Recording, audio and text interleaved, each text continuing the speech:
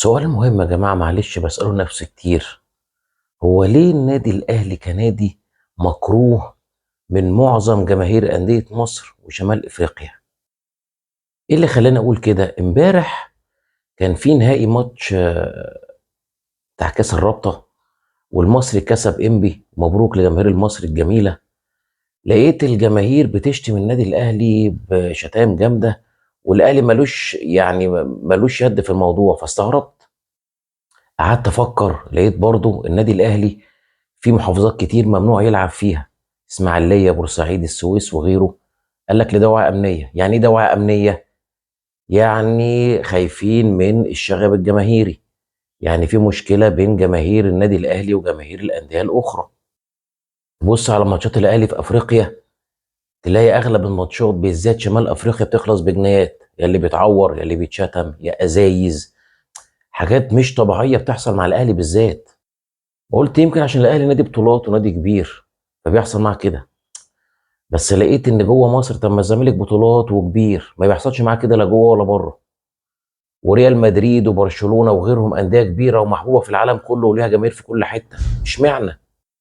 قلت يمكن الاخطاء التحكيميه الفذه اللي بتحصل مع النادي الاهلي بتحصل مع الناس، لكن مع النادي الاهلي بكميه كبيره واخطاء مش طبيعيه.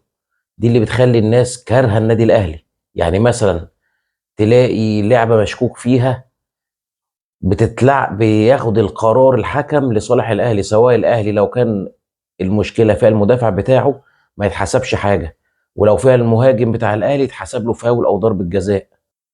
او يمكن عشان النادي الاهلي كل لعيب كويس او مشروع انه لعيب سوبر بيظهر الاهلي بيشتريه باي ثمن، ولو اللعيب لسه عقده ممتد بيعمل له الكوبري المعروف طبعا ويرجع عليه تاني. طبعا الامثله على كده كتير، من ايام فريق الاسماعيلي لغايه ما وصلنا لمحمود كهربا.